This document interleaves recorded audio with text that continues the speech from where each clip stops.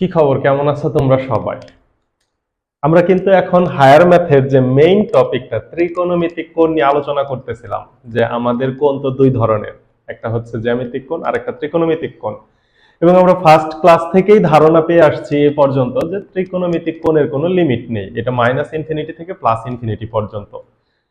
তো আজকে ওই রিলেটেড প্রবলেম গুলাই সলভ করবো, আজকে ম্যাথ প্রবলেম সলভ করব। এই 8.3 চ্যাপ্টারটাতে ঢোকার আগে আমি তোমাদের 5 নাম্বার লেকচারে সম্পূর্ণ বেসিকের উপরে একটা ক্লাস দিছি। ওইখানে তোমাদের যে সূত্রটা আছে, তোমাদের বইয়ের সূত্র আছে হচ্ছে n into pi by two plus minus theta. এখানে কি কি টার্ম আছে, আবার এই যে অল প্লাস, এটাকে বলা হয় সাইন প্লাস, এটাকে বলা হয় টেন প্লাস, এবং এটাকে বলা হয় কস প্লাস। তো চতুর্ভাগগুলা কেন এই ঘড়ির কাঁটার বিপরীত দিকে ঘুরলো, এবং দ্বিতীয় চতুর্ভাগ, তৃতীয় চতুর্ভাগ এবং চতুর্থ চতুর্ভাগে কেন সাইন পজিটিভ, বাকিরা কেন নেগেটিভ, প্রত্যেকটা আমি চিত্র সহ একদম ডিটেলস ব্যাখ্যা দিছি। এবং সব থেকে বড় কথা হচ্ছে এই এন এর মান জোর বিজোড়টা তোমাদের অনেক বেশি ম্যাটার করে।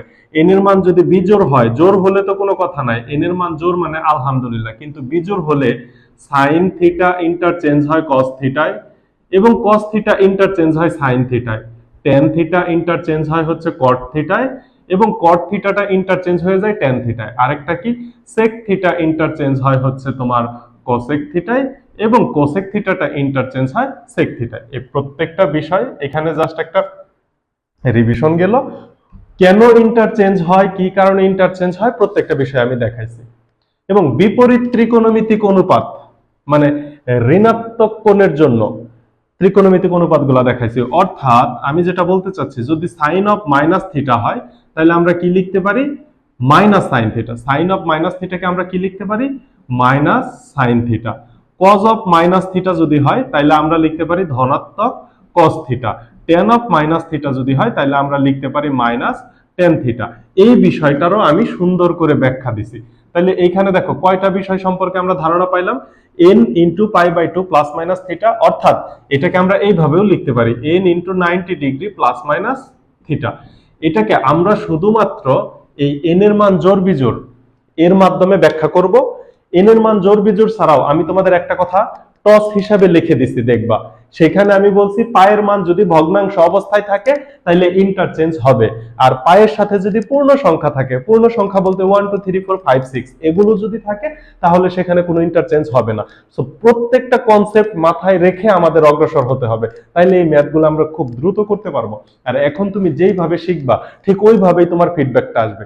এবং প্রত্যেকটা বিষয় ইন্টারমিডিয়েটে বিস্তর ভাবে আছে, এইখানে বেসিকটা তুমি ভালো করে পড়ে যাও, ইন্টারমিডিয়েটে যায় তোমরা আমাকে একটা থ্যাংক ইউ দিবে, আমি একদম ফর শিওর। তো এই ছিল বিষয়গুলা। তো বিষয়গুলো আমি চাইলে সাইডে লিখে নিতে পারতাম, sine positive, tan positive, cos positive, all positive, প্রথম চতুর্ভাগ। তারপরে এই যে ইন্টারচেঞ্জের বিষয়টাও আমি চাইলে ডান সাইডে লিখে নিতে পারতাম, একটা একটা ম্যাথ করতাম, ডান সাইড থেকে আমি তোমাদের দেখাই দিতে পারতাম। কিন্তু কথা হচ্ছে আমি ইচ্ছা করে লিখতেছি না। কেন লিখতেছি না, আমরা প্রত্যেকটা ম্যাথ বোর্ডে লিখে লেখা করব, এবং প্রত্যেকটা কনসেপ্ট যখন বুঝবো বোর্ডে আমরা পুনরায় বিষয়টা একটু বোঝার চেষ্টা করব, তাইলে ওই বিষয়টা নিয়ে আমরা বিস্তর একটা ধারণা লাভ করতে পারবো। তো এইটুকু হচ্ছে তোমাদের, মানে কেউ যদি ওই ক্লাসটা না করে থাকো এই বিষয়টুকু তোমার জানা থাকলেই হয়ে যাবে, যে sine of minus theta minus sine theta, cos of minus theta plus cos theta, tan of minus theta মানে মাইনাস টেন থিটা। এই বিষয়টা জানো, সাইন থিটা ইন্টারচেঞ্জ হয় কস থিটায়, টেন থিটা কট থিটায়, সেক থিটা কসেক থিটায়। Interchange মানে পরস্পর চেঞ্জ। এই চেঞ্জটা কখন হবে, যখন পাই বাই টু অথবা 90 এর বিজোড় গুণিতক হবে। যদি জোড় গুণিতক হয় তাহলে কোনো প্রকার ইন্টারচেঞ্জ হবে না।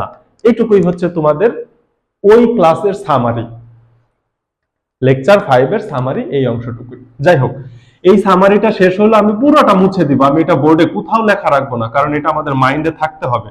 বোর্ডে নোট খাতায় যদি লেখা থাকে তাহলে আমরা রিয়েলাইজ করি না, বিষয়টা মনে করার চেষ্টা করি না। বাস, এবার আসো আমরা ম্যাথে ঢুকবো। কিন্তু এই ম্যাথে অ্যাকচুয়ালি আমরা কি দেখব, আমরা আজকের ক্লাসটাতে দেখব কি, আমরা আজকের ক্লাসটাতে দেখব এই যে যে অ্যাঙ্গেল গুলো আছে, যেমন সাইনের সাথে আছে 7 পাই। 7 পাই মানে কি, 7 ইন্টু 180 ডিগ্রি, অনেক বড় একটা অ্যাঙ্গেল। কিন্তু 7 ইন্টু 180 ডিগ্রি যদি আমি করি, 7 ইন্টু 80 ইকুয়াল টু 1260 ডিগ্রি। অর্থাৎ সাইন 1260 ডিগ্রি এটা কোন চতুর্ভাগে আছে এবং এর মান কত, এই বিষয়টা আমরা বের করব। তাহলে এবং এটা যে আমরা ত্রিকোণমিতিক কোণ জানি কি ইনফিনিটি, কিন্তু ইনফিনিটি বলতে কি, সে তো ঘুরে ঘুরে এই চারটা ঘরের মধ্যে কোথাও না কোথাও থাকবে। 360 ডিগ্রির বেশি কোণ আমরা তো বাস্তবে এই দ্বিমাত্রিক স্থানাঙ্ক ব্যবস্থায় অঙ্কনই করতে পারি না। সো এই বিষয়টা ভাঙ্গা আজকে আমি শিখাবো, তোমাদের এক এক টিচার এক এক ভাবে ভাঙ্গা শেখায়। আমরা আজকে এমন একটা ইউনিক সিস্টেম শিখবো, টোটাল 3টা সিস্টেমে ভাঙা যায়। 3টা সিস্টেমের মধ্যে প্রথম সিস্টেম দ্বিতীয় সিস্টেম দুইটাই আমি বলবো, এবং লাস্টের যে 3 নাম্বার সিস্টেম ইউনিক সিস্টেম, এর মাধ্যমে সকল ম্যাথ একদম ঝামেলা ছাড়া করতে পারবা। তাহলে চলো বিসমিল্লাহ আমরা ম্যাথ শুরু করি। দেখো sin 7 পাই আমাদের সূত্র, আমি ফার্স্টে সূত্রের মাধ্যমে দেখাবো, পরে ট্রিক্সের মাধ্যমে দেখাবো, দুইটাই দেখাবো। সূত্রটা কি? সূত্রটা হচ্ছে n into pi by 2 plus minus theta. এখানে দেখো 7 পাই, তাহলে এটাকে আমার পাই বাই 2 আকারে প্রকাশ করতে হবে। পাই বাই 2 আকারে নেওয়ার জন্য আমার কি করতে হবে, একটু ভাগ করতে হবে। তাহলে সাইন ইনটু আমি পাই বাই 2 আকারে প্রকাশ করলাম। তাহলে 2 দ্বারা যেহেতু ভাগ করছি, সমীকরণ তো ব্যালেন্স করতে হবে, থিটার মান তো বেশি বাড়ানো যাবে না, এটা তো আমার রাইট নাই। তাহলে দেখো এই যে 7 আছে, এই 7 কে যদি আমি 2 দ্বারা গুণ করে দেই তাহলে কত হলো 14। তাহলে 14 পাই বাই 2 যে কথা, 14 ইনটু 90 ডিগ্রি একই কথা, এই বিষয়টা যেন তোমাদের মাথায় থাকে। আচ্ছা এইটা তো ব্যালেন্স হয়ে গেল, কিন্তু এখানে আমার প্লাস মাইনাস থিটা একটা সূক্ষ্মকোণ আনা লাগবে। এই সূক্ষ্মকোণটা কি করব, যেহেতু এখানে ব্যালেন্স হয়ে গেছে, তাহলে সূক্ষ্মকোণটা আমি ইচ্ছা করলে 1 2 3 4 এরকম টানতে পারি না। অর্থাৎ তারা আমাকে যে থিটার মান দিছে, এই থিটার থেকে আমি 1 ডিগ্রি বাড়াইতেও পারবো না কমাইতেও পারবো না, এর মধ্যেই রাখতে হবে। তাহলে এইখানে তুমি দিয়ে দাও প্লাস 0 ডিগ্রি অথবা মাইনাস 0 ডিগ্রি। 0 ডিগ্রির ক্ষেত্রে প্লাস দিলেও সমস্যা নাই, মাইনাস দিলেও সমস্যা নাই। ব্যাখ্যাটা দেখো। এবার আসো প্রথম কাজ কি, এখানে দেখো n এর মান হচ্ছে জোড় সংখ্যা, তাহলে আমরা কি বলছি, n এর মান জোড় সংখ্যা হলে কোনো পরিবর্তন নাই। কার পরিবর্তন হবে না? সাইনের কোনো ইন্টারচেঞ্জ হবে না, অর্থাৎ সাইন ছিল সাইনই থাকবে। এই যে লিখলাম সাইন, সাথে সাথে আমি সূক্ষ্মকোণটা লিখে দিব। সূক্ষ্মকোণ কত ডিগ্রি? 0 ডিগ্রি। এটা হচ্ছে অর্ধেক কাজ, বাকি অর্ধেক কাজ হচ্ছে চিহ্ন প্রদান করা। এইবার দেখো এই যে চতুর্ভাগ অঙ্কন করো, চিহ্ন প্রদান করতে হবে। 14টা 90, 14টা 90 এইখানে যখন আসে তখন হয় 1টা 90, এইখানে যখন আসে তখন হয় 2টা 90, এইখানে আসলে 3টা 90, এইখানে আসলে 4টা 90। তাহলে বুঝতেই পারতেছো এইখান থেকে এই পর্যন্ত এক ঘোরানি দিলে হবে 4, কারণ কি ঘর আছে 4টা।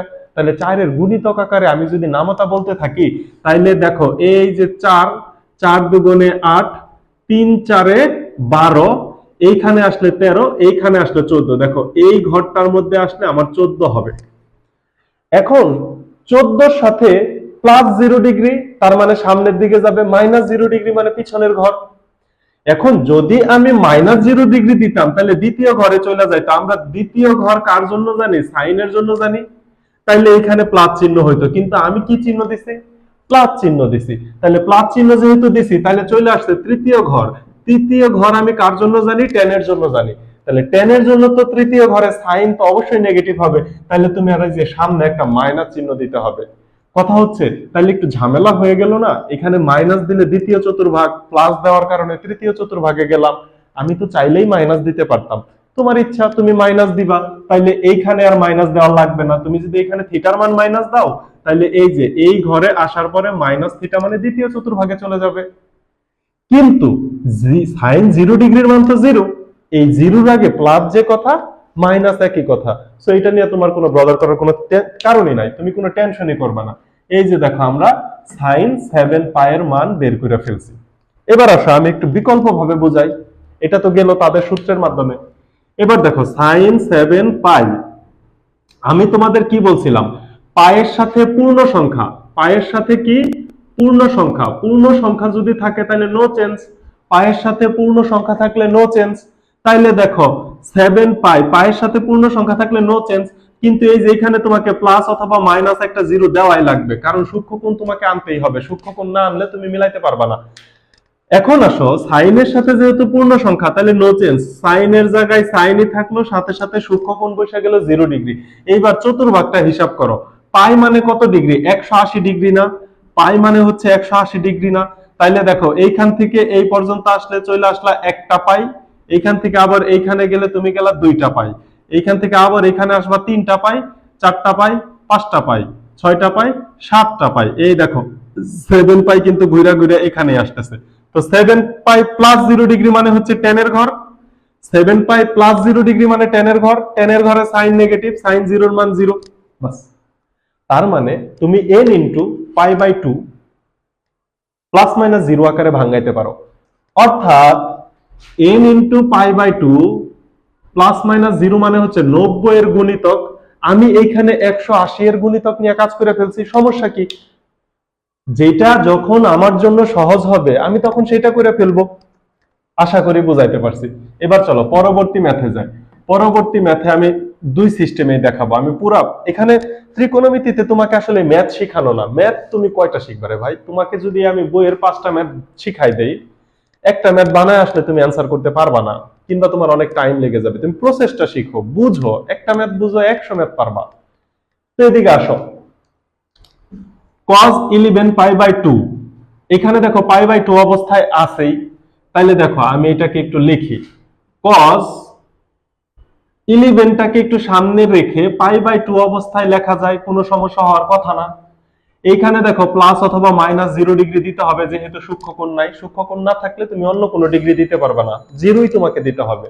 সেটা তুমি প্লাস 0 দাও অথবা মাইনাস 0 দাও, এটা তোমার ব্যক্তিগত ব্যাপার, যেটাই দাও অ্যান্সার একই আসবে। এইবার দেখো এটা 11 ইন্টু পাই বাই 2, তার মানে কি 90 এর গুণিতক আকারেই আছে। প্রথম কথা এখানে দুইটা ভাবে বুঝবো। দেখো এই যে 11, এই 11টা কি জোড় সংখ্যা না বিজোড় সংখ্যা? বিজোড় সংখ্যা। তাহলে বিজোড় সংখ্যা যদি হয় তাহলে তো ইন্টারচেঞ্জ হবে, cos থিটা হয়ে যাবে sin থিটা। আরেকটা, আমি যখন টস লিখে দিছিলাম তখন বলছিলাম পাই বাই পাইয়ের সাথে যদি ভগ্নাংশ থাকে, দেখো তো 11 পাই বাই 2 এটা কি একটা পূর্ণ সংখ্যা না ভগ্নাংশ? এটা একটা ভগ্নাংশ। ভগ্নাংশ থাকলে ইন্টারচেঞ্জ হয়, পাইয়ের সাথে পূর্ণ সংখ্যা থাকলে ইন্টারচেঞ্জ হয় না। যেইভাবে বুঝা খুশি তুমি, 11 বিজোড় সংখ্যা ইন্টারচেঞ্জ হবে, অথবা 11 পাই বাই 2 ভগ্নাংশ ইন্টারচেঞ্জ হবে, একই কথা, একই কথা। তাইলে দেখো ইন্টারচেঞ্জ যদি হয় তাহলে প্রথম কথা cos হয়ে যাবে sin, সাথে সাথে বসবে সূক্ষ্মকোণ, এরপরে তোমাকে দিতে হবে চতুর্ভাগ। cos হয়ে যাবে sin, সাথে সাথে সূক্ষ্মকোণ, এরপরে দিতে হবে তোমাকে চতুর্ভাগ।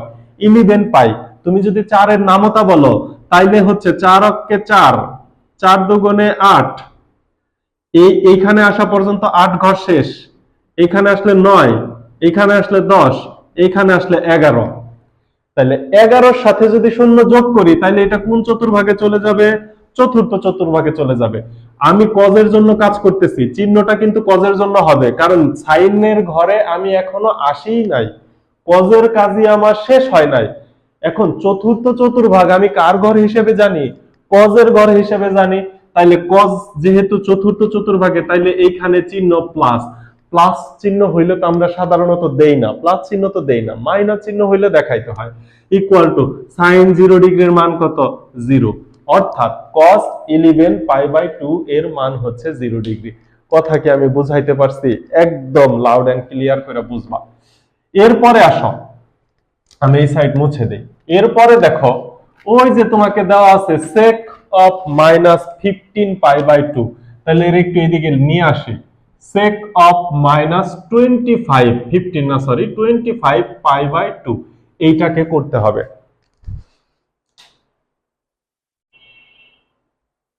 আচ্ছা, এইটাকে করতে হবে। এখন তুমি দেখো তো cos of minus theta equal to plus cos theta, এটা আমরা ব্যাখ্যা দেখে আসছি। তাহলে cos এর বিপরীত হচ্ছে sec, sec এর ক্ষেত্রেও sec of minus theta মানে plus sec theta। তাহলে এইটাকে আমি কি লিখতে পারবো? sec 25 pi by 2। এই যে তোমার হচ্ছে মাইনাসের কাজ শেষ, এইবার হচ্ছে ভাঙানোর কাজ শুরু করতে হবে। দেখো তো এটা ভগ্নাংশ অবস্থায় আছে, প্রথম কথা, পাই বাই 2 অবস্থায় আছে, পাই বাই 2 অবস্থায় তো আছে, তার মানে কি এইটা চেঞ্জ হবে। তাইলে দেখো আমি একটু ডিটেইলস করি। sec এটাকে এইভাবে লেখা যায় 25 into pi by 2, plus 0 degree দাও, তোমার মন চাইলে মাইনাস 0 ডিগ্রিও দিতে পারো। এইবার দেখো প্রথমত 25, এটা হচ্ছে বিজোড় সংখ্যা, এইভাবেও চিন্তা করতে পারো, অথবা 25 পাই বাই 2 ভগ্নাংশ, এইভাবেও চিন্তা করতে পারো, একই। তাহলে সেক ইন্টারচেঞ্জ হয়ে যাবে কোসেক, সাথে সাথে সূক্ষ্মকোণ। এরপরে গুরুত্বপূর্ণ কাজ হচ্ছে চতুর্ভাগ নির্ণয় করা। 25 আমরা নামতা বলি, 4 এর নামতা বলি, 4 5 20, 4 6 24, তার মানে 6 বার ঘুরান দেওয়ার পরে এইখানে আসবে 24। 4 অক্ষে 4, 4 দুগুণে 8, 3 4 12, এইভাবে 6 বার ঘুরান দেওয়ার পরে 4 6 24। 24 এ আসার পরে দেখো আমার কত হয়েছে 25, তার মানে এই ঘরটা হবে 25, এইখানে আসলে হবে 25। এর সাথে প্লাস 0 ডিগ্রি, আমি যদি প্লাস 0 ডিগ্রি দেই তাইলে চলে আসে হচ্ছে দ্বিতীয় চতুর্ভাগে। দ্বিতীয় চতুর্ভাগ তো সাইনের জন্য, তাহলে দ্বিতীয় চতুর্ভাগে সেক কি হবে? নেগেটিভ হবে। দ্বিতীয় চতুর্ভাগে সেক কি হবে? নেগেটিভ হবে। তাহলে এই যে এখানে একটা মাইনাস দিলাম। তুমি যদি একটু চালাক হও তুমি কিন্তু দ্বিতীয় চতুর্ভাগে আসবা না, তুমি কিন্তু এই যে এই জায়গায় মাইনাস দিবা, দিলে তুমি চলে আসবা প্রথম চতুর্ভাগে। তাহলে এই যে এই সামনের মাইনাসটা আর তোমার আসবে না। কিন্তু আমি যেহেতু প্লাস দিয়ে ফেলছি, তুমি আবার বলতে পারো স্যার আপনি তো হোয়াইট বোর্ডে মুছে ফেললেন, আমি তো মুছতে পারতেছি না, এই জন্য দেখাইতেছি। তুমি প্লাস দাও মাইনাস দাও ম্যাটার না। এবার আসো কোসেক 0 ডিগ্রি। কোসেক কার বিপরীত? সাইনের বিপরীত। এইবার আসো তো সাইন 0 ডিগ্রির মান কত? সাইন 0 ডিগ্রির মান 0। কোনো কিছুর মান কখন 0 হয়? কোনো কিছুর মান তখনই 0 হয় যখন লব 0 হরে কিছু একটা থাকে, হরে সামথিং থাকে। মনে করো এ বি কিছু একটা আছে। এখন কোসেক মানে তো সাইনের বিপরীত, তাইলে কোসেক 0 যখন আমি বের করব তখন হয়ে যাবে a ডিভাইডেড বাই 0। আমরা জানি হর যদি 0 হয় সেটা হয় অসংজ্ঞায়িত, তাহলে এটা হবে অসংজ্ঞায়িত। অসংজ্ঞায়িত। এখন কথা হচ্ছে মাইনাসটা কি করব? অসংজ্ঞায়িত ধনাত্মক কি আর ঋণাত্মক কি, এটা কি কখনো দেখছো যে এটা সংজ্ঞায়িত না এটা ধনাত্মক বা ঋণাত্মক চিহ্ন হবে? হবে না। এর জন্য প্লাস মাইনাস 0 যেটাই দাও কোনো সমস্যা নাই। তাহলে এই দেখো এগুলা π/2 আকারে ছিল। এইবার পরের ম্যাথগুলা দেখো, এগুলা π/2 আকারে নাই। এইগুলা কিভাবে আমরা সলিউশন করব? খুব ভালো করে খেয়াল করো, মজার কিন্তু ম্যাথগুলা, তুমি যদি একবার বুঝে যাও তোমার কাছে খুব ভালো লাগবে। এই দেখো ঘ নম্বরে কি বলছে, tan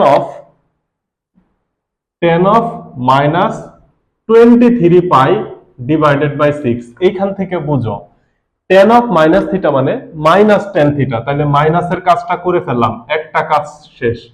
23 পাই ডিভাইডেড বাই 6, মাইনাসের কাজ শেষ। এইবার আমাকে ভাঙতে হবে।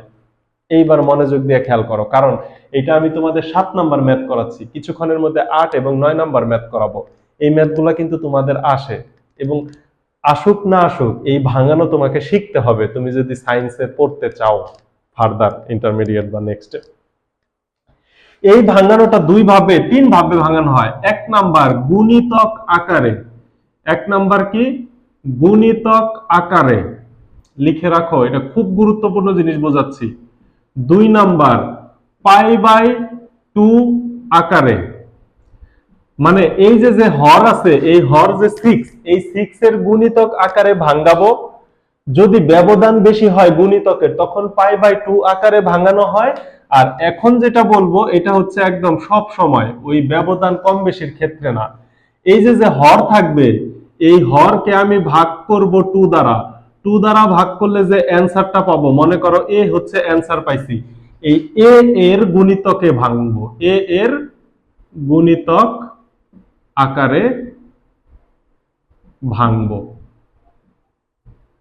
এইবার ঘটনা হচ্ছে কি, যদি তুমি এই 3 নাম্বার প্রসেসটা শিখে ফেলো, উপরের 2টা প্রসেস তোমার প্রয়োজন নাই, এই একটা প্রসেস দিয়ে হয়ে যাবে। কারণ কি, যেটাকে তুমি গুণিতক আকারে ভাঙতে পারবা ওইটাকে π/2 আকারে ভাঙতে তোমার প্রবলেম হবে, আর যেটাকে π/2 আকারে ভাঙবা ওইটাকে গুণিতক আকারে ভাঙতে প্রবলেম হবে। কিন্তু নিচের যে সিস্টেমটা, হরকে 2 দ্বারা ভাগ করব, ভাগ করলে যা পাবো তার গুণিতক আকারে ভাঙবো, তাইলে তোমার ওই π/2 না গুণিতক, ব্যবধান কম না বেশি, এটা নিয়ে চিন্তাই করতে হবে না, সিম্পলি ম্যাথটা হয়ে যাবে। আমি একটু ডেমো দেই। এই যে এখানে যে 6 আছে, 6 কে তুমি 2 দ্বারা ভাগ করো ইকুয়াল টু 3। এবার 3 এর গুণিতক লেখো, 3 আঁকে 3, 3 দুগুণে 6, 3 তিরিকে 9, 3 চারে 12, 3 পাঁচে 15, 3 6 18, 3 7 21, 3 8 24, 27। কথা হচ্ছে আমি তো এখানে সবগুলা লিখলাম, তুমি তো একবার বুঝে গেলে তো সবগুলা লেখা লাগবে না, চক্ষু বন্ধ করলেই পাবা।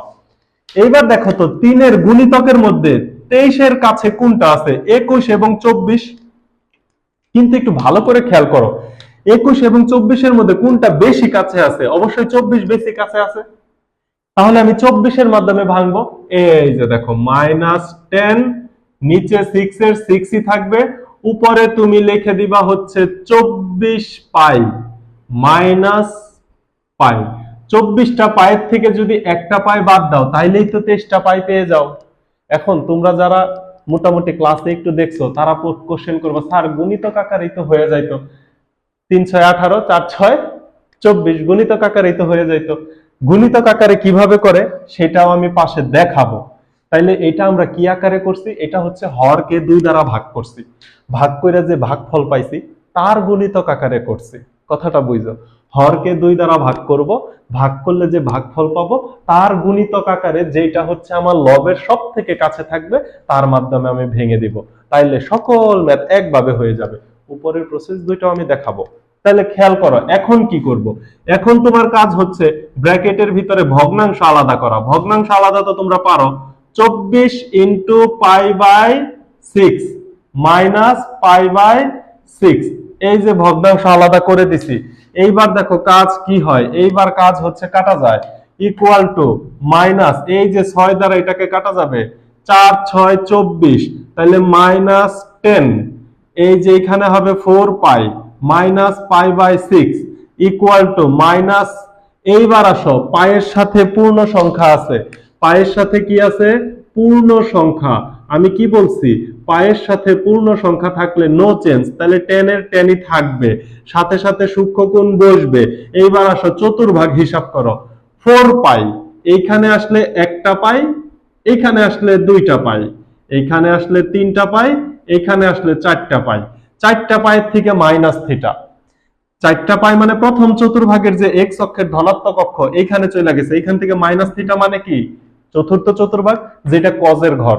কজের ঘরে tan তো অবশ্যই নেগেটিভ হবে, তাহলে এই যে এখানে ব্র্যাকেট দিয়ে আরেকটা নেগেটিভ দিবা, মাইনাসে মাইনাসে প্লাস হয়ে যাবে, tan pi by 6। Pi by 6 মানে কত ডিগ্রি? পাইকে 180 ডিগ্রি ধরো, 6 দ্বারা ভাগ করা, 3 6 18 30 ডিগ্রি, tan 30 ডিগ্রির মান 1/√3। এই হচ্ছে অ্যানসার, শেষ।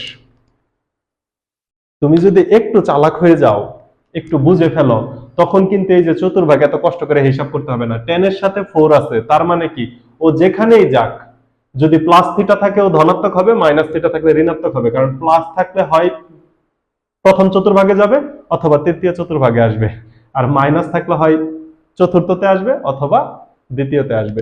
এই জিনিসগুলো বুঝা যাবা, তখন এত জটিল মনে হবে না। তাহলে এটা কোন সিস্টেমে ভাঙছি? এটা ভাঙছি আমি 3 নাম্বার সিস্টেমে। আমি 8 এবং 9 এর প্রত্যেকটা ম্যাথে এই সিস্টেমটা ইমপ্লিমেন্ট করব, অ্যাপ্লাই করব, তখন দেখবা তোমরা বুঝে গেছো। এবার আসো এটাকে একটু গুণিতক আকারে ভেঙে দেখাই আমি, তা নাহলে আবার ভাববা যে এটা কি করাইলেন।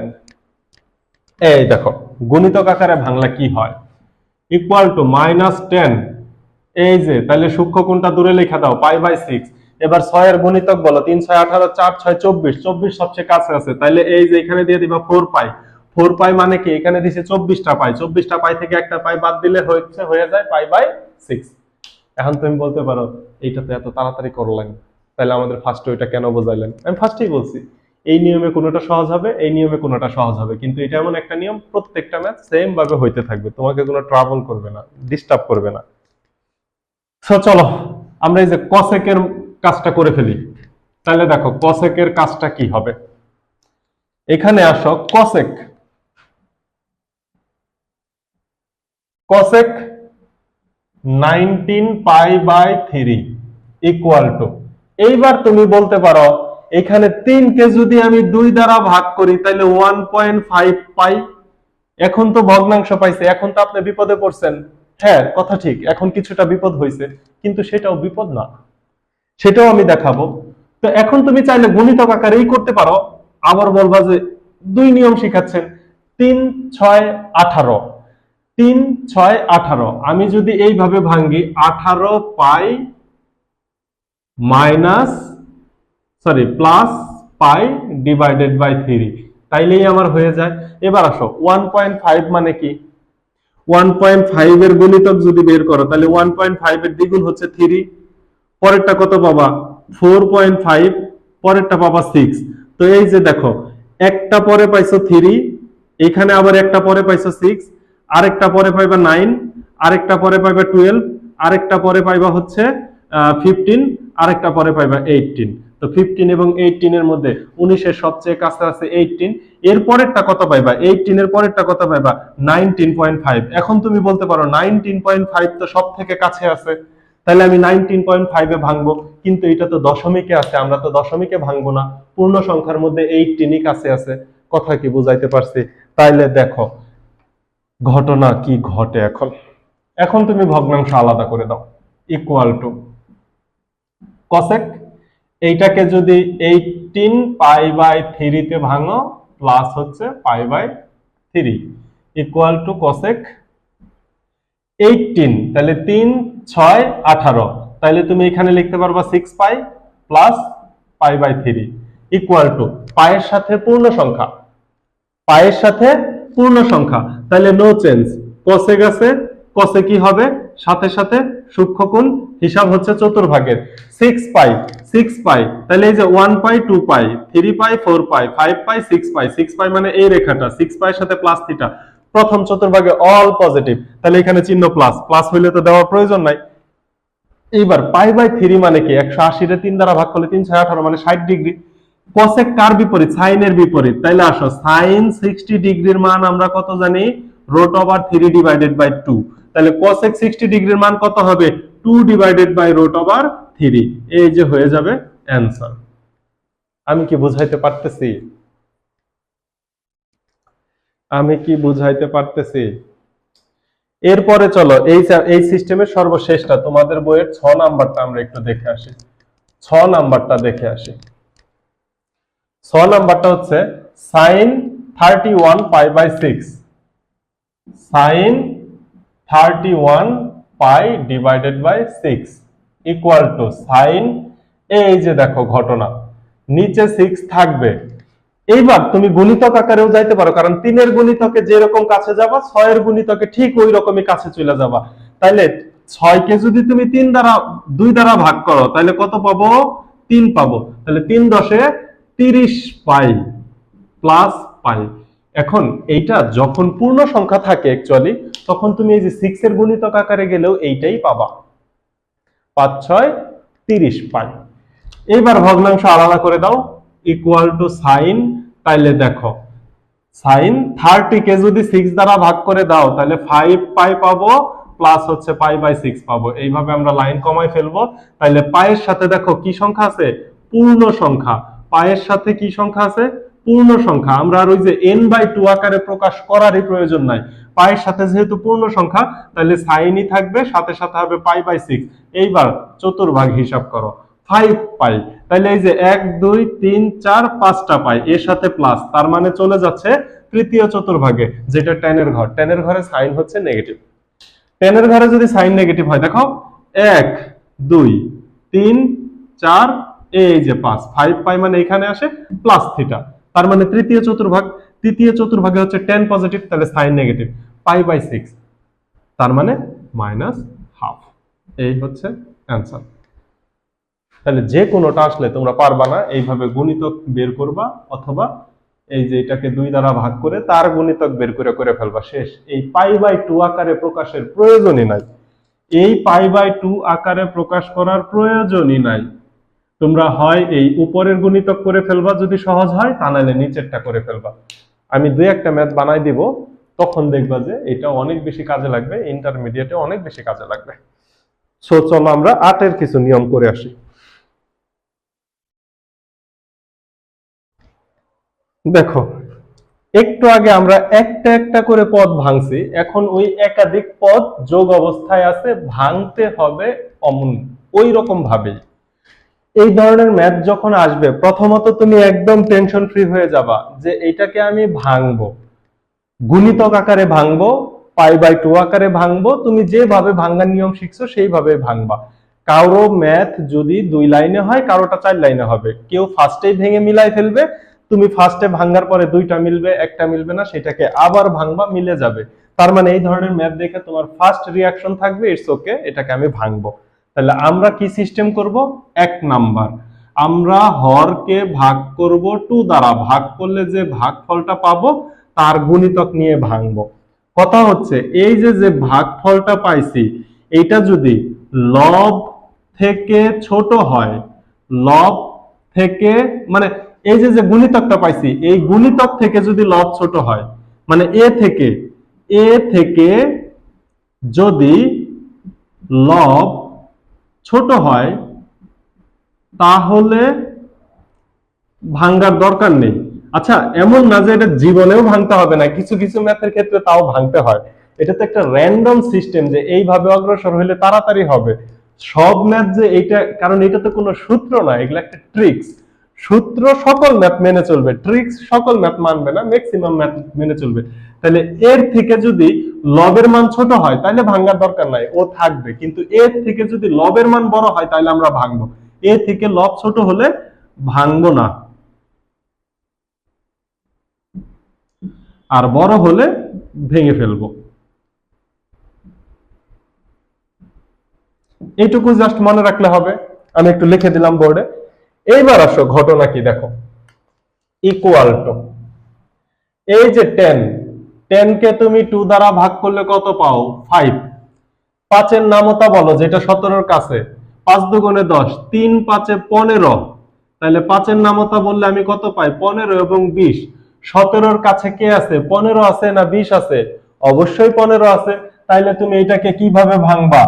cos, নিচে 10 থাকবে, উপরে লিখবা 15 পাই প্লাস, তাহলে 16 17 2 পাই, 15 পাই প্লাস 2 পাই। একটা ভাঙা শেষ, একটা ভাঙা শেষ। প্লাস এই যে দেখো cos, নিচে আছে 10, তুমি যদি গুণিতক আকারে ভাঙতা তাহলে এখানে 20 পাই মাইনাস 3 পাই দেওয়া লাগতো, 10 এর গুণিতক দিয়ে ভাঙতা। কিন্তু আমরা 10 কে 2 দ্বারা ভাগ করে যা পাইছি ওই ভাগফলের গুণিতক আকারে ভাঙতেছি। তাইলে এই বড় ম্যাথগুলোর ক্ষেত্রে অনেক সুবিধা পাবা। এবার আসো 10 এর ভাগফল তো এই যে আমরা লেখাই আছে 5। 5 এর গুণিতকের মধ্যে দেখো 15 পাইয়ের কাছে আছে 13 পাই, তাহলে আমি এখানে লিখে ফেলবো 15 পাই মাইনাস 2 পাই, তাইলে এই পেয়ে যাব 13 পাই। প্লাস এই যে দেখো cos, নিচে তো থাকবে 10। এইবার দেখো 10 কে ভাঙাইলে তো আমি আবারও 5ই পাবো। 5 এর গুণিতক 5 কে 5, 5 দুগুণে 10, তার মানে 10 পাই হচ্ছে 9 পাইয়ের সব থেকে কাছে আছে। তাহলে 10 পাই থেকে একটা পাই বাদ দিলে আমি 9 পাই পেয়ে যাই। এইবার দেখো cos পাই বাই 10, আমি যদি 10 কে ভাঙি তাহলে থাকে 5, উপরে আছে একটা পাই, 1 5 এর থেকে ছোট। আমি এই যে বলছি লব যদি এই যে এই ভাগফলের থেকে ছোট হয় ভাঙার প্রয়োজন নাই, তাহলে এটাকে এইভাবে রেখে দাও cos পাই বাই 10। আমি কি এখন তোমাদের বিষয়টা বুঝাইতে পারছি? এইবার এগুলা মুছে দাও, এগুলো এখন আর লাগবে না। এখন ভগ্নাংশ আলাদা করাই তোমার মেইন কাজ। ইকুয়াল টু তাহলে দেখো ভগ্নাংশ যদি আলাদা করি কাজগুলোকে আমি একসাথে করতে পারি। cos, এই যে এইটাকে যদি আমি 5 দ্বারা ভাঙি তাহলে উপরে থাকে হচ্ছে 3 পাই ডিভাইডেড বাই 2। এটাকে যদি আমি একটু 3 কে যদি পাশে লিখি প্লাস, আচ্ছা না আমি একটা লাইন বেশি করে দেই, প্রথম ম্যাথ যেহেতু, তোমরা স্কিপ জাম্প তখনই করবা যখন তোমরা নিজেরা বুঝবা। এটা হচ্ছে 15 পাই ডিভাইডেড বাই 10 প্লাস হচ্ছে 2 পাই ডিভাইডেড বাই 10, ভগ্নাংশ আলাদা করতেছি, plus cos 15 pi divided by 10 minus 2 pi divided by 10। এই লাইনটা সম্পূর্ণই অপ্রাসঙ্গিক, এই লাইনটা লেখার দরকার নাই, ফার্স্ট ম্যাথ বলে লিখতেছি, তোমরা লিখবা না। প্লাস cos, এটাকে লেখা যায় হচ্ছে 10 pi divided by 10 minus pi divided by 10 plus এটা হচ্ছে cos pi divided by 10 equal to. এইবার দেখো আমি কাটাকাটি করব, এটা হয় 3, এটা হয় 2, এটা হয় 5, এটা হয় 3, এটা হয় 2, এটা হয় 5, এটা কাটলে 1 থাকবে, এটা তো কিছুই করি নাই। তাহলে এইবার লেখো cos 3 into 5 by 2 plus pi by 5 plus cos 3 into pi by 2 minus pi by 5 plus cos 10 কেটে দিছি, তার মানে শুধু pi, minus pi by 10 plus cos pi by 10। এই দেখো ভাঙ্গা শেষ। এইবার আমার অর্ধেক কাজ শেষ, এখন শুধু চতুর্ভাগ হিসাব করে মান বসাইতে হবে। খেয়াল করো, ইকুয়াল টু, এই যে দেখো 3 বিজোড় সংখ্যা, 3 কি সংখ্যা? বিজোড় সংখ্যা। অন্যভাবে 3 পাই বাই 2 ভগ্নাংশ, যেভাবে হিসাব করো cos চেঞ্জ হয়ে যাবে সাইনে, সাথে সাথে বসবে পাই বাই 5 নামে সূক্ষ্ম কোণটা। এইবার আসো 3 পাই বাই 2, তার মানে 1 2 3, এই যে এই ঘর মানে হচ্ছে 3, এর সাথে প্লাস থিটা মানে চতুর্থ চতুর্ভাগ, চতুর্থ চতুর্ভাগ কজের ঘর, সুতরাং এখানে প্লাস হবে। এইটার কাজ শেষ। এইবার আসো পরেরটা, এই যে দেখো ভগ্নাংশ আছে, চেঞ্জ হয়ে যাবে, তাইলে সরি, হ্যাঁ 3 পাই বাই 2 পায়ের সাথে ভগ্নাংশ আছে, তাইলে cos কি হয়ে যাবে? সাইন হয়ে যাবে, সাথে সাথে কি বসবে? সূক্ষ্ম কোণ বসবে। এবার চতুর্ভাগ হিসাব করো, 3 1 2 3, 3 মানে এইখানে আসলো, 3 আসার পরে মাইনাস থিটা, তার মানে হচ্ছে তৃতীয় চতুর্ভাগ। এই তৃতীয় চতুর্ভাগ তো 10 এর ঘর, তাহলে এখানে cos অবশ্যই নেগেটিভ হবে। এর পরেরটায় আসো, কাজ কিন্তু হয়ে যাচ্ছে পায়। এরপরে দেখো প্লাস, এই যে দেখো পায়ের সাথে পূর্ণ সংখ্যা 1 আছে, পায়ের সাথে পূর্ণ সংখ্যা মানে নো চেঞ্জ, তাহলে কজের জায়গায় কজ বসবে, সূক্ষ্মকোণ পাই বাই 10 বসে যাবে। এইবার চিহ্ন দেখো পাই, এইখান থেকে এই পর্যন্ত আসলে পাই মাইনাস থিটা মানে দ্বিতীয় চতুর্ভাগ সাইনের জন্য, তাহলে সাইনের জায়গায় কস কে যদি তুমি পজিটিভ ধরো তাহলে কি হবে? তাহলে এখানে হয়ে যাবে কস নেগেটিভ, প্লাস এটাকে তো চেঞ্জ করি নাই, তাহলে পাই বাই 10। এইবার ঘটনা দেখো কি ঘটছে। ঘটনা হচ্ছে এইখানে যা আছে এইখানে তাই আছে, কিন্তু ঋণাত্মক, এই ক্ষেত্রেও তাই, তাহলে কাটা যাবে। Minus cos pi by 10 plus cos pi by 10 কাটা যায়। সবগুলা যখন কাটা যায় তখন কিন্তু অ্যান্সার হয়ে যায় 0। দেখো এইটাই তোমাকে মিলাইতে বলছে, equal to right hand side proved. আশা করি আমি তোমাদের ফুল প্রসেসটা বুঝাইতে পারছি। এই টাইপের ম্যাথ আমরা আরো দেখব।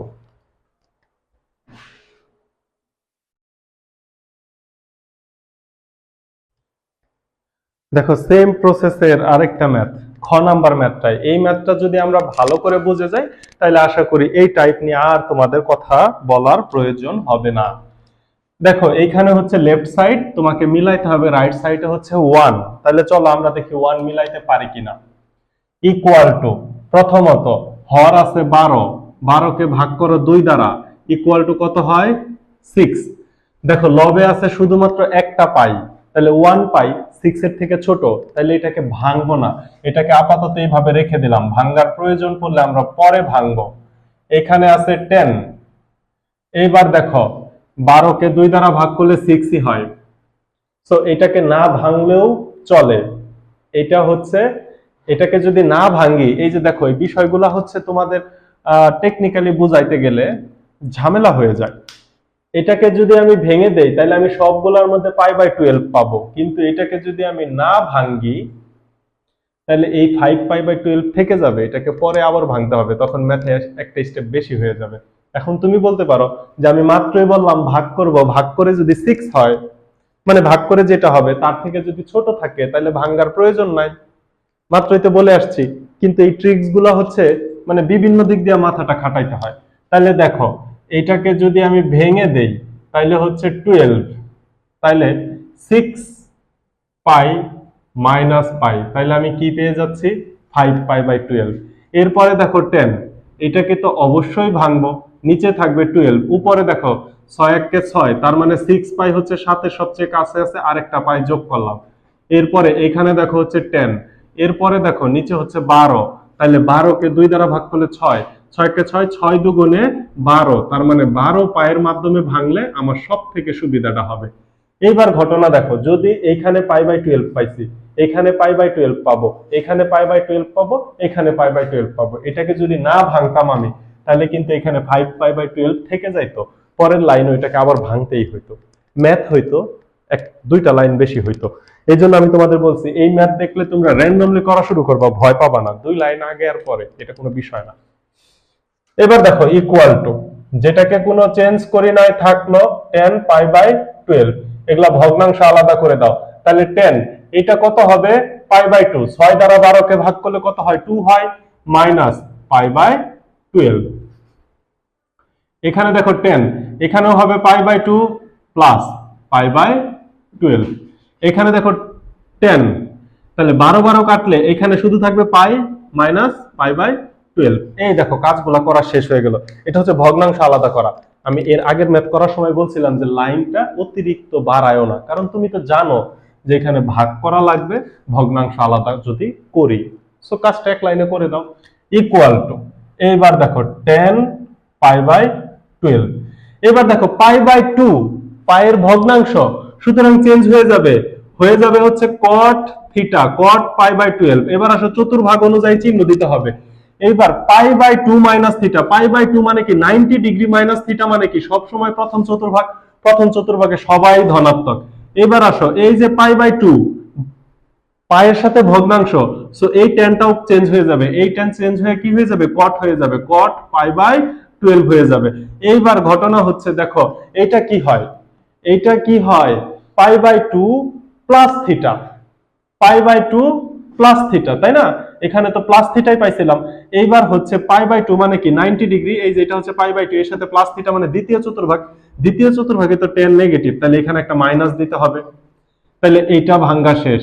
এবার দেখো এইখানে কি হয় পায়ের সাথে পূর্ণ সংখ্যা, এখানে পায়ের সাথে কি পূর্ণ সংখ্যা মানে 1 আছে, 1 তো পূর্ণ সংখ্যা তোমরা জানো, তাহলে এই টেনটা চেঞ্জ হবে না, এখানে টেনই থাকবে, সাথে সাথে হয়ে যাবে সূক্ষ্মকোণ। কিন্তু চতুর্ভাগের একটা খেলা আছে, তাহলে পাই মানে হচ্ছে 180, এইখানে চলে আসলো।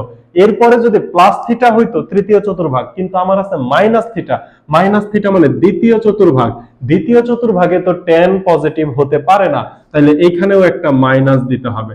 এইবার তুমি মজার জিনিসটা দেখো, সম্পূর্ণ রাশি গুণ অবস্থায় আছে, তাহলে এই দুইটা মাইনাসকে যদি গুণ করো, তাহলে এই দুইটা মাইনাস গুণ করলে মাইনাসে প্লাস হইয়া এই দুইটা মাইনাস ভ্যানিশ হয়ে যাবে। পরের লাইনে করবো, আমি তো এই লাইনে করে দিলাম, ইকুয়াল টু, এইবার দেখো কি লেখা যায় 10 ইন্টু পাই বাই 12 ইন্টু এই যে cot পাই বাই 12 কে 1 divided by 10 pi by 12 into 1 divided by 10 pi by 12 into এটা শুধুমাত্র 10 পাই বাই 12 লেখা যায়। এইবার ঘটনা দেখো, এটা কাটা যায় যেহেতু গুণ অবস্থায় আছে, equal to 1 equal to right hand side. তোমরা যারা একটু ভালো করে ত্রিকোণমিতি বুঝবা তারা এই যে এই লাইনে যে আমি উল্টাই দিছি, এই উল্টাই দেওয়ার প্রয়োজন নাই, তারা এই দুইটা দেখে কাইটা দিতে পারবা। কেন এই দুইটা দেখে কাইটা দিতে পারবা? কারণ হচ্ছে a plus B equal to যদি 180 ডিগ্রি হয়, তাহলে থাক অত ডিটেলসে যাওয়ার দরকার নাই, বাস শেষ, এটাই ম্যাথ। বুঝতে পারছি? এবার স্কয়ার রিলেটেড একটা দেখবো, আরো সহজ আরো মজা স্কয়ার রিলেটেড। চলো একটা ম্যাথ দেখি। দেখো একটু স্কয়ারে যাওয়ার আগে আরো একটা দুইটা ম্যাথ স্কয়ার ছাড়া দেখায়, কারণ স্কয়ারের ম্যাথ গুলো অনেক সহজ। স্কয়ারের ম্যাথে চতুর্ভাগ হিসাব করতেই হয় না, কারণ মাইনাস আসলে ওই বর্গের কারণে ওইটা প্লাস হয়ে যায়। সো এখানে ভাঙ্গা রিলেটেড আরো ম্যাথ দেখে নিই, লাস্টে আমি একটা ম্যাথ দিব, ওইটা ইন্টারের বই থেকে ম্যাথটা দিব, আমি করাই দিব তোমাদের, কিন্তু এইচডব্লিউ হিসাবেও থাকবে। সো এই যে দেখো এটাকে আমরা ভাঙ্গা শুরু করি। প্রথমত এখানে তোমাকে রাইট হ্যান্ড সাইডে বলছে 2, দ্যাট মিন্স আমাদের 2 মিলাইতে হবে। আর একটা ম্যাথের কাজ আমি করে ফেলি, sine theta cos theta minus sine theta cos of minus theta. Cos of minus theta মানে আমি কি জানি, কজ অফ মাইনাস থিটা মানে প্লাস কস থিটা। সো এই চিহ্নটা এইখানে আইসা তো কোনো ঝামেলার সৃষ্টি করবে না, এই জন্য এই কাজটা আমি এই লাইনেই করে ফেললাম। তোমরা আরেকটা লাইন করবা, সব ঠিকঠাক লিখবা, শুধু কজ অফ মাইনাসটা বাদ দিয়া 5 পাই বাই 3 লিখে দিবা, কাজ শেষ। আমি করে ফেলছি ফার্স্টের লাইনে। এবার দেখো ভাঙ্গা শুরু, সাইন, এটাকে কি লেখা যায়, নিচে তো 3 আছে, তাইলে হচ্ছে 3 কে যদি ভাগ করি 2 দ্বারা তাইলে আসে 1.5। কথা কি বুঝাইতে পারছি? সেই ক্ষেত্রে তুমি 3 এর গুণিতক দিয়ে করে ফেলতে পারো যে 12 পাই, প্লাস π/3 এইভাবে করতে পারো, অথবা তুমি গুণিতক যদি নাও 1.5 এরপরে আসবে 3, 4.5 এরপরে আসবে 6, আমি একটু আগে দেখাইছি, এরপরে সামথিং একটা আসবে, এরপরে আসবে 9, এরপরে আসবে 10.5, এরপরে আসবে 12, এখানে আসবে 12, 12 এর পরে আসবে হচ্ছে 13.5। এখন 13.5 তো হচ্ছে 13 এর সব থেকে কাছে, কিন্তু এটা তো ভগ্নাংশ, 13.5 তো পূর্ণ সংখ্যা না, এই জন্য আমরা কি করব 12 দ্বারা ভাঙাবো। তাহলে এইটাকে আমি লিখতে পারি 12 পাই প্লাস পাই, এই তো কাজ হয়ে গেল। তাহলে যে সব ক্ষেত্রে ভগ্নাংশ আসে ওই সব ক্ষেত্রে তুমি যদি গুণিতক খুব কাছাকাছি পাও গুণিতক নিয়ে নিবা। ট্রিক্স তো মনে করো যে সব ম্যাথের ক্ষেত্রে সহজ করার জন্য, কিছু কিছু ম্যাথ যদি তুমি বুঝে যাও তখন তো তোমার কাছে যেটা সহজ হবে তুমি তো ওইটাই করে ফেলবা, কাজ শেষ। এরপরে দেখো কজ, এইখানে দেখো এইখানে হচ্ছে 6, এখন পূর্ণ সংখ্যা পাচ্ছি, তো এখন আমরা ওই নিয়মেই অগ্রসর হব, তাইলেই সুবিধা পাবো। তাহলে 6 কে যদি তুমি 2 দ্বারা ভাগ করো কত পাচ্ছ 3, এবার 3 এর গুণিতক বের করো, 3 এর গুণিতক যেটা হচ্ছে 13 এর কাছে যায়, 3 4 12, 3 5 15, তাহলে 13 এর কাছে যায় হচ্ছে 12, তাহলে আমি লিখব 12 পাই প্লাস পাই, 12 পাই প্লাস পাই, 12 পাই আর একটা পাই যোগ করলে হয় 13টা পাই। চিহ্ন দাও মাইনাস, সাইন এই যে দেখো 6, তাহলে 6 এর অর্ধেক 3, এখানেও দেখো 12 পাই মানে 12টা পাই থেকে একটা পাই বাদ দিয়ে দিলে তুমি পেয়ে যাও 11 পাই। এরপরে আসে এই যে কজ, কজের ক্ষেত্রে দেখো 3 এর গুণিতক 3, এখানে 3 এর গুণিতক যদি বের করো যে 1.5, তাহলে 1.5 এরপরে 3, এরপরে 4.5, এরপরে 6, 5 এর সবচেয়ে কাছে কে আছে 6 আছে, তাহলে তুমি এখানে লিখবা 6 পাই মাইনাস একটা পাই। তাহলে একটা বিষয় কি খেয়াল করছো, যখন ওই যে ভগ্নাংশ আসতেছে তখন ওই 3 এর গুণিতকটাই আমার জন্য সহজ হয়ে যাচ্ছে,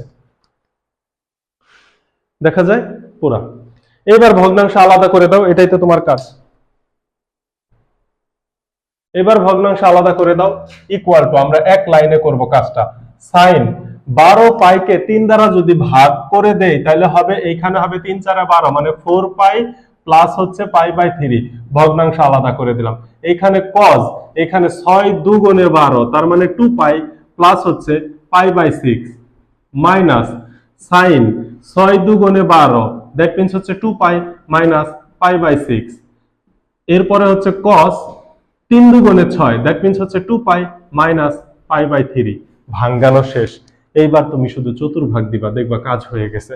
এইবার শুধু চতুর্ভাগ দাও, ইকুয়াল টু পায়ের সাথে পূর্ণ সংখ্যা নো চেঞ্জ, পায়ের সাথে পূর্ণ সংখ্যা নো চেঞ্জ, সাইন π/3, চতুর্ভাগটা সব সময় হিসাব করতে হবে, 4 পাই একটা পাই দুইটা পাই তিনটা পাই চারটা পাই, এই যে এখানে 4 পাই প্লাস থিটা, প্লাস থিটা মানে কি প্রথম চতুর্ভাগ সবাই পজিটিভ, তাহলে সাইন পাইলাম হচ্ছে পজিটিভ। এবার আসো কজের সাথে দেখো এই যে 2 আছে পূর্ণ সংখ্যা নো চেঞ্জ, তাহলে cos π/6, cos π/6, এবার 2 পাই একটা পাই দুইটা পাই এর সাথে প্লাস থিটা, এটাও দেখো প্রথম চতুর্ভাগ, তাহলে cos পজিটিভ, কাজ শেষ। এইবার দেখো এখানে চিহ্ন আছে মাইনাস, দিয়ে দিলাম মাইনাস, লেখো 2 পাই, পায়ের সাথে পূর্ণ সংখ্যা তাহলে সাইন নো চেঞ্জ π/6। এইবার আসো 2 পাই মাইনাস 6, তাহলে একটা পাই দুইটা পাই, দুইটা পায়ের পরে মাইনাস তার মানে চতুর্থ চতুর্ভাগ, চতুর্থ চতুর্ভাগে তো সাইন নাই, চতুর্থ চতুর্ভাগ কজের ঘর, তাহলে সেই ঘরে সাইন কি হবে নেগেটিভ হবে, এই যে মাইনাসটা ব্র্যাকেটে দিয়ে দিবা, কাজ শেষ। এবার কজের ক্ষেত্রে আসো, দেখো কজের সাথে পায়ের সাথে পূর্ণ সংখ্যা 2 পাই, 2 একটা পূর্ণ সংখ্যা তাহলে নো চেঞ্জ, কজ হয়ে যাবে সাথে সাথে হয়ে যাবে সূক্ষ্মকোণ। এইবার আসো এখানেও ঘর মাপতে হবে, তাইলে হচ্ছে 2 পাই একটা পাই দুইটা পাই, দুইটা পায়ের পরে মাইনাস থিটা তার মানে চতুর্থ চতুর্ভাগ, cos তো নিজেই চতুর্থ চতুর্ভাগে, তাহলে এখানে কিন্তু মাইনাস হবে না, চিহ্ন প্লাসই হবে। এইবার ঘটনা কি ঘটছে দেখো, এই যে মাইনাস আর এই যে কজের আগে কোনো চিহ্ন নাই, এই মাইনাসে মাইনাস এটা প্লাস হয়ে যাবে, এই মাইনাসে মাইনাস এটা কি হয়ে যাবে প্লাস হয়ে যাবে। দ্বিতীয়ত এখানে যতগুলা পাইছি প্রত্যেকটা পাইছি হচ্ছে আমরা সূক্ষ্মকোণ এবং এদের মান আমরা জানি, মান বসাই দিতে হবে, equal to sine π/3 180 divided by 3, এটা 8.2 তে আমরা করে আসছি, তাহলে 60 3 6 18 তার মানে 60 ডিগ্রি, সাইন 60 ডিগ্রির মান আমরা কত জানি √3 ডিভাইডেড বাই 2, cos π/6 180 কে যদি তুমি 6 দ্বারা ভাগ করো তাহলে পাও 3 6 18 30 ডিগ্রি, তাহলে cos 30 ডিগ্রির মান হচ্ছে সাইন 60 ডিগ্রির মান যা, cos 30 ডিগ্রির মানও তাই, √3/2। এটা মাইনাসে মাইনাসে হয়ে যাবে প্লাস। এবার দেখো sin π/6 মানে sin 30 ডিগ্রি হাফ। এবার দেখো cos π/3, পাই মানে কি 180, 180 কে 3 দ্বারা ভাগ করো, 3 6 18, 60 ডিগ্রি, cos 60 ডিগ্রির মান হচ্ছে হাফ। এবার এটাকে একটু ক্যালকুলেশন করো তো, দেখো 2 হয় কিনা। ইকুয়াল টু, নিচে দেখো √3/4 প্লাস 1/4 ইকুয়াল টু লসাগু হয় 4, 4 যদি লসাগু হয় উপরে থাকে √3 প্লাস হচ্ছে 1, ও সরি, দুইটা √3 গুণ হইলে তো একটা পূর্ণ 3 হয়ে যায়, আমি সেটা কেন দেই নাই। দুইটা √3 গুণ হইলে একটা পূর্ণ 3, √3 ইনটু √3, তার মানে শুধু 3। তাইলে দেখো যে 3 + 1 equal to 4/4 equal to 1 equal to 1 আসলো। আমার তো কত আসার কথা, 2 আসার কথা। আচ্ছা দাঁড়াও একটু চেক করে নেই তো, আরে কি সর্বনাশ করে ফেললাম। এই আমরা কোনো সর্বনাশ করে নাই, সবকিছু ঠিক আছে, এইটাই আনসার। ঘটনা হচ্ছে প্রশ্ন তুলতেই ভুল করছি, প্রশ্নের এখানে 1 হবে। তাই তো বলি এত কষ্ট করে ম্যাথ করলাম, মিলবে না কেন? কথা বুঝতে পারছো? মিলে গেছে। তো তোমাদের বইয়ের 1 এর আমি হচ্ছে 8 এর ম্যাক্সিমাম ম্যাথ করার চেষ্টা করলাম। এবার হচ্ছে স্কয়ার রিলেটেড ম্যাথ যেহেতু করব, সো আমি 9 এর ওমো নাম্বারটা করি, চলো।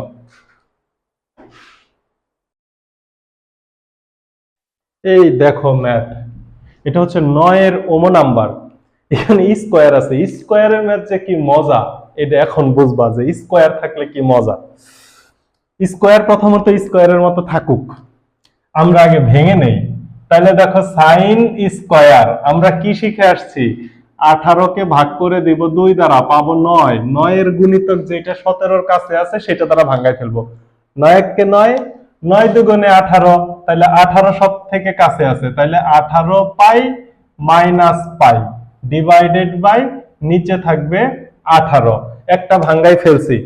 এরপরে আসো প্লাস সাইন স্কয়ার, এই যে দেখো 8, 8 কে ভাঙাবো 2 দ্বারা, ভাগ করব, পাবো হচ্ছে 4, 4 এর গুণিতক 5 এর সব থেকে কাছে কি আছে, 4 কে 4, তাহলে এই যে দেখো 4 পাই প্লাস পাই মানে হচ্ছে 5 পাই ডিভাইডেড বাই 8 প্লাস এই যে দেখো cos স্কয়ার, তাইলে দেখো 18, 18 কে ভাঙালে তো 9 পাই।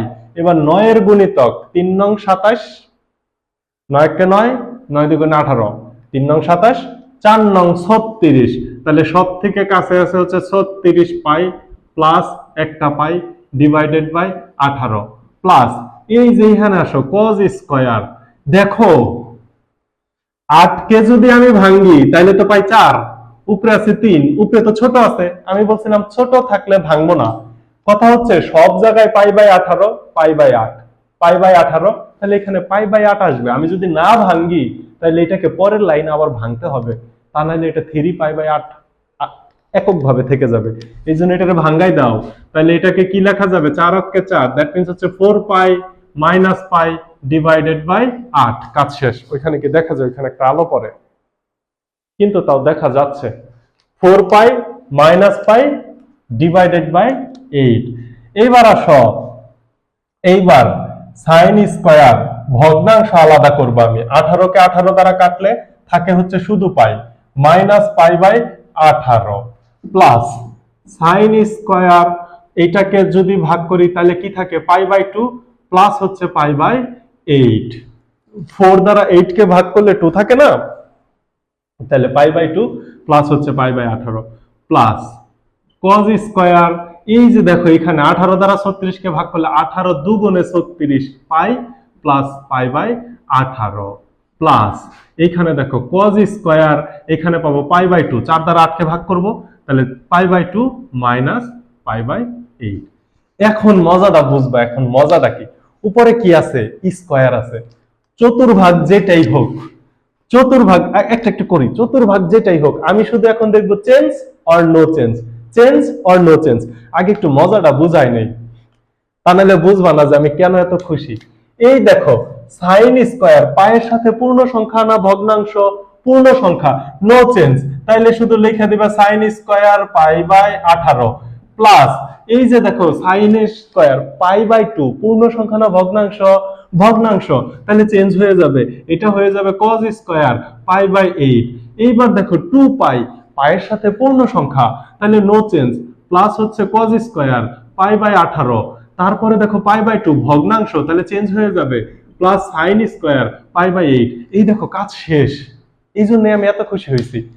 শুধু দেখবো পায়ের সাথে পূর্ণ সংখ্যা না ভগ্নাংশ, আমি কিন্তু n ইন্টু পাই বাই 2 সূত্রতে যাই নাই, তা নাহলে এখানে আবার একটা লাইন বাড়তো। কিভাবে বাড়তো? এই যে এটাকে 2 ইন্টু পাই বাই 2 লেখা লাগতো, এটা তো আছেই। এটাকে 4 ইন্টু পাই বাই 2 লেখা লাগতো, এটাই যে এটা তো আছেই, তারপরে 1 লেখা লাগে। কিন্তু আমি কি করতেছি, পায়ের সাথে পূর্ণ সংখ্যা নো চেঞ্জ, পাই ভগ্নাংশ চেঞ্জ, এই যে পাই বাই 2 ভগ্নাংশ, দেখো চেঞ্জ হয়ে গেছে, cos স্কয়ার sin স্কয়ার হয়ে গেছে। এখন ঘটনা হচ্ছে এত খুশি হইলাম, চতুর্ভাগ হিসাব করা লাগলো না। কেন হিসাব করা লাগলো না? এই যে একটা ব্যাখ্যা দেই, এর ব্যাখ্যা কোনটা দ্বারা দিব, ব্যাখ্যা কোনটা দ্বারা দিব, এই যে এটা দ্বারাই, সবগুলাই তো এমনিতেও হয় না। দেখো এই যে পাই বাই 2, পাই বাই 2 মানে কি হয়ে যাবে, cos স্কয়ার পাই বাই 8 সূক্ষ্মকোণ, চতুর্ভাগ হিসাব করো, পাই বাই 2 প্লাস থিটা, দ্বিতীয় চতুর্ভাগ, দ্বিতীয় চতুর্ভাগে সাইন এমনিতেও পজিটিভ, সো আমরা দেওয়া লাগতো না। কিন্তু মনে করো যে তোমার তৃতীয় চতুর্ভাগে আসলো, তাহলে এখানে তোমার মাইনাস চিহ্ন দেওয়া লাগতো। সেই ক্ষেত্রে মাইনাস চিহ্ন যদি দিতা, এই যে এইরকম হোল স্কয়ারটা বাহিরে দেওয়া লাগতো। তাহলে স্কয়ারের ভিতরে যদি মাইনাস চিহ্ন থাকে, সেই মাইনাসের কি আর কোনো দাম থাকে? এই স্কয়ারটা মাইনাসকে ভ্যানিশ করে দেয় না? এই জন্য যদি স্কয়ার থাকে, শুধু দেখবা চেঞ্জ অর নো চেঞ্জ, পায়ের সাথে পূর্ণ সংখ্যা চেঞ্জ, পায়ের ভগ্নাংশ নো চেঞ্জ, কাজ শেষ। এর থেকে সহজ আর কিছু হতে পারে? এখন দেখো, এখন দেখো এই যে একটু গুছাই, সাইন স্কয়ার পাই বাই 18, আর এই যে এখানে যাদের থিটা মিল আছে তাদের সাথে ওই যে অবেদের সূত্র অনুযায়ী গুছাই দে, plus sine square pi by 8 plus হচ্ছে cos স্কয়ার পাই বাই 8। এখন দেখো তো এই দুইটা মিলা sine square theta plus cos square theta equal to কি লেখা যায়, 1, plus sine square theta plus cos square theta equal to কি লেখা যায়, 1, ইকুয়াল টু কত পাই আমরা, 2। এই যে এইটাই হচ্ছে অ্যানসার। বোঝা যায় কিনা দেখো তো, আমি দেখি আর কোন কত মিনিটের হইলো ক্লাস। ও রে, অলমোস্ট 1 ঘন্টা। আর কি করাই দিব, আর কি করাবো বলো? আর কি টাইপ কিছু বাদ আছে? আর তো বাদ দেখতেছি না। হো, 9-এর ওমো নাম্বারটা করাই দিলাম, 9-এর আরেকটা করাই দিই, খ নাম্বার শেষ ম্যাথ। দেখো 9-এর খ নাম্বারটা একটু করাই দেই, যদিও লাস্ট ম্যাথ একটা ট্রিক্স শিখাই দেই। ট্রিক্স ছাড়াও হবে, এখানে ট্রিক্স শিখানোর কিচ্ছু নাই। এতক্ষণ যেভাবে ভাঙছি ঠিক ওইভাবেই ভাঙবা, ওইভাবেই করাবো, কিন্তু একটু শর্ট ট্রিক্সটা বলে দেই যদি তোমাদের কাজে লাগে। দেখো এইটা যদি শুধুমাত্র টেনের ক্ষেত্রে, কটের ক্ষেত্রে যদি হয়, সাইন বা কজের ক্ষেত্রেও হবে, সাইন স্কয়ার কজ স্কয়ার। এইখানে 1টা 2টা 3টা 4টা 5টা পদ আছে, 7টা 9টা 10টা বড় বড় পদ যদি থাকে, এসএসসি তে সাধারণত থাকে না, সিস্টেমটা ইন্টারে গেলে আসে। যাই হোক, যতগুলা পদ থাকবে, যদি পদ সংখ্যা বিজোড় হয়, যদি পদ সংখ্যা বিজোড় হয়, আমি লিখবো না কারণ এই ট্রিক্সটা তোমাদের জন্য লাগবে না। যদি পদ সংখ্যা বিজোড় হয়, তাহলে প্রথম অর্ধেক নো চেঞ্জ, মাঝখানের তার মান বসবে, পরের অর্ধেক চেঞ্জ। একটু তাকাও তো, প্রথম অর্ধেক pi by 20 cot 3 pi by 20, এইভাবেই রাখবো, কোনো চেঞ্জ করব না। মাঝখানের টার মান তো এই যে দেখো 5 দ্বারা 20 কে ভাগ করলে পাই বাই 4, পাই বাই 4 মানে cot 45 ডিগ্রির মান 1, মান বসছে। তাইলে হচ্ছে শুধুমাত্র লাস্টের দুইটাকে যদি ভাঙ্গি, তাহলে দেখো এই যে প্রথম দুইটার মতো হয়ে যাবে। এটা টেকনিক, এটা যদি তুমি একটু মনে রাখতে পারো এই ম্যাথগুলো সহজে হয়ে যাবে। তাহলে চলো একটু করি কিভাবে করব। এবার আসো, আমরা তো এটা একটা ট্রিক্স দেখলাম, আমরা আমাদের গতানুগতিক নিয়মটা অ্যাপ্লাই করব। ইকুয়াল টু cot, এবার দেখো 20 কে যদি আমি 2 দ্বারা ভাগ করি, তাহলে আমি কত পাই, 10। উপরে আছে 1টা পাই, নিচে আছে 10টা পাই, পার্থক্য অনেক, তাহলে ভাঙার দরকার নাই। আর ও তো এমনিতেও সূক্ষ্মকোণ, পাই বাই 20 থাকলো। এরপরে দেখো এখানে আছে 10, 10-এর গুণিতক হচ্ছে 10 1 10। তো আমি যদি 3 পাইকে ভাঙতে চাই, তাহলে আমার ভাঙতে হবে 10 পাই থেকে বাদ যাবে 3টা পাই। এটা যদি বিয়োগ করি তাহলে দেখো আমি পাবো 7টা পাই। এখানে মজার একটা বিষয় দেখো, এখানে যদি 3 পাইকে ভাঙো চলে আসবে 7 পাই, 7 পাইকে ভাঙলে চলে আসবে 3 পাই। সো একটাকে ভাঙলে আরেকটাকে ভাঙা যাবে না, ট্রিক্সটা মাথায় রাখো। এখন ভুলে তুমি ভাঙছো, করেও ভাঙছো, অসুবিধা নাই। একবার যদি ভেঙে দাও, পরের লাইনে তুমি বুঝতে পারবা যে এই দুইটা পরস্পর রূপান্তর হয়ে গেছে, এটা হয়ে গেছে 7 পাই, এটা হয়ে গেছে 3 পাই। তখন তুমি ডিসিশন নিতে পারবা যে এদের ভাঙ্গা লাভ নাই, এদের যতবার ভাঙবো পরস্পর রূপান্তর হবে, তাহলে একটাকে ফিক্সড রাখি আরেকটাকে ভাঙি, তুমি অটোমেটিক ভাবে বুঝে যাবা। আর ট্রিক্সটা যদি মাথায় রাখো, যদি কট অথবা টেনের গুলা থাকে গুণ অবস্থায়, যদি জোড় সংখ্যা থাকে, এখানে তো বিজোড় সংখ্যা, জোড় সংখ্যা থাকলে অর্ধেক ফিক্সড, বাকি অর্ধেক ভাঙবো। আর দেখো এই যে এখানে পাই, 3 পাই, 5 পাই, 7 পাই, 9 পাই, একটা ধারা আছে, অনুক্রমে বাড়ছে। আর যদি বিজোড় সংখ্যা থাকে, প্রথম অর্ধেক নো চেঞ্জ, মাঝখানেরটা অটোমেটিক মান বসবে, পরের অর্ধেক চেঞ্জ। সো এই যে এইখানে এই যে কট 3 পাই বাই 20, এটাকে আমরা ভাঙবো না, এটা রইল কট 3 পাই ডিভাইডেড বাই 20, আর এটাকে লেখা যায় হচ্ছে কট পাই বাই 4। এইবার এইখান থেকে চেঞ্জ করা শুরু করব।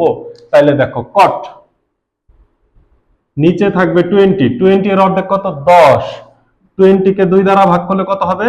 10, 10 এর নামতা বলো, 10 একে 10, তাহলে 10টা পাই থেকে যদি 3টা পাই বাদ দিয়ে দেই তাহলে হয়ে যাবে 7টা পাই। এইখানে আসো কট, এই যে 20 কে ভাগ করলে হয় 10, তাহলে এটা কিভাবে ভাঙবো?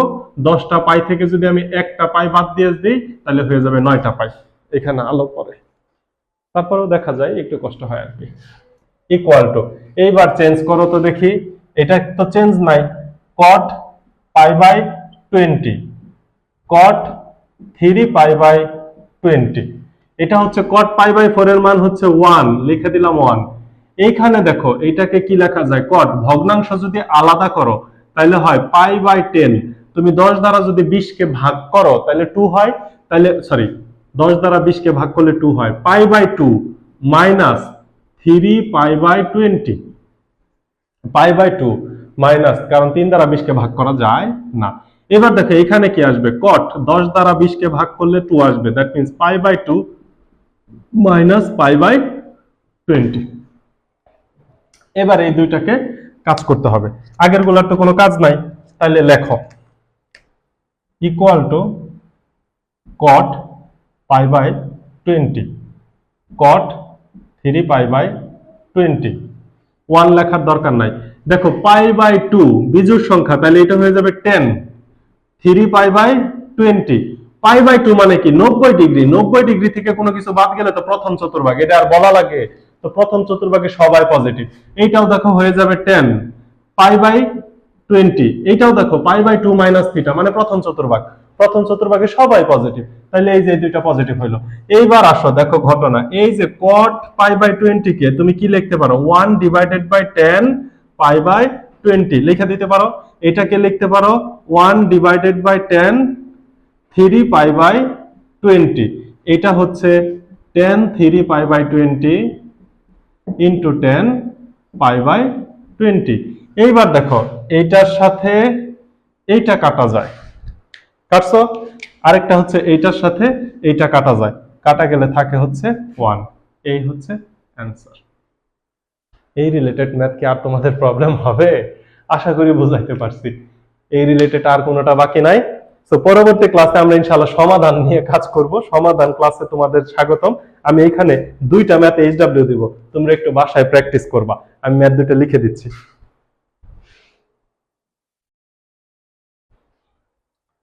এই হচ্ছে ম্যাথ দুইটা, তোমরা একটু যারা চ্যালেঞ্জিং ম্যাথ পছন্দ করো, বইয়ের সবগুলো তো করবাই, এরপরেও তুমি চাচ্ছ একটু ডিফারেন্ট কিছু পারতে, এই দুইটা ম্যাথ যদি নিজে থেকে মিলাই ফেলতে পারো, আমি যে টেকনিক শিখাইছি এই টেকনিকে 100% মিলে যাবে, খুব জটিল কিছু না, একদমই জটিল না। যদি মিলাই ফেলতে পারো তাহলে তুমি বুঝবা যে এই টাইপের যে কোনো ম্যাথ আসলে আর তোমার প্রবলেম হবে না, তুমি পারবা।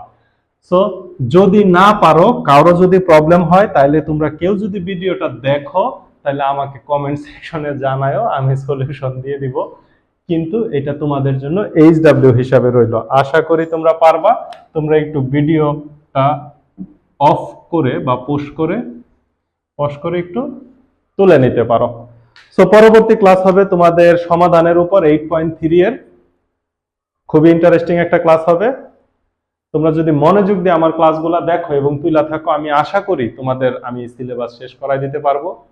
সো সুস্থ থাকো, ভালো থাকো এবং আমার জন্য অবশ্যই দোয়া করবা। তোমাদের জন্য অনেক বেশি দোয়া রইল। আল্লাহ হাফেজ।